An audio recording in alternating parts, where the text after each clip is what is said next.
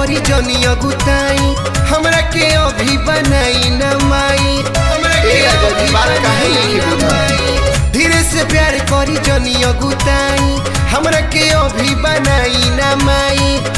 चुमा से काम चलाई जाई होने सोई ना चुमा से काम चलाई जाई होने सोई ना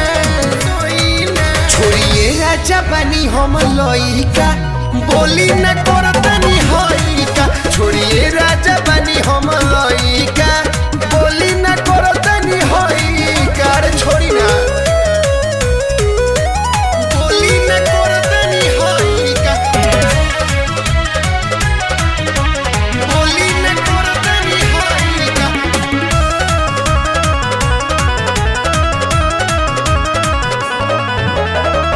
कुछ दिन करियो भी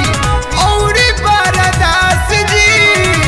तब गोदी में दे हम तोहफा हई खास जी तोहफा हई ए राजा सुनी ना कुछ दिन करियो भी और बरदास जी तब गोदी में दे हम तोहफा हई खास जी उठतावे दर्द हमारा बोली बैठी रोई का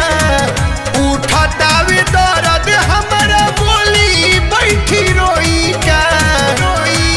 छोड़ी राजा बनी हम लइका बोली न करतनी होइका छोड़िए राजा बनी हम लइका बोली न करतनी होइका बोली न करतनी होइका बोली न करतनी होइका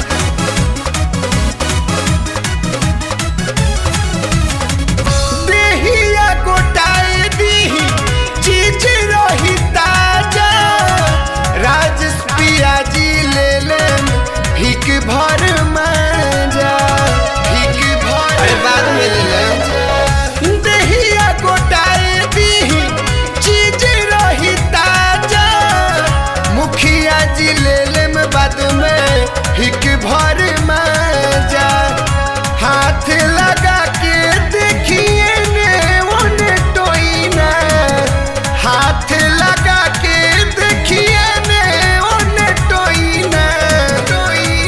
छोड़िए राजा बनी हम लइका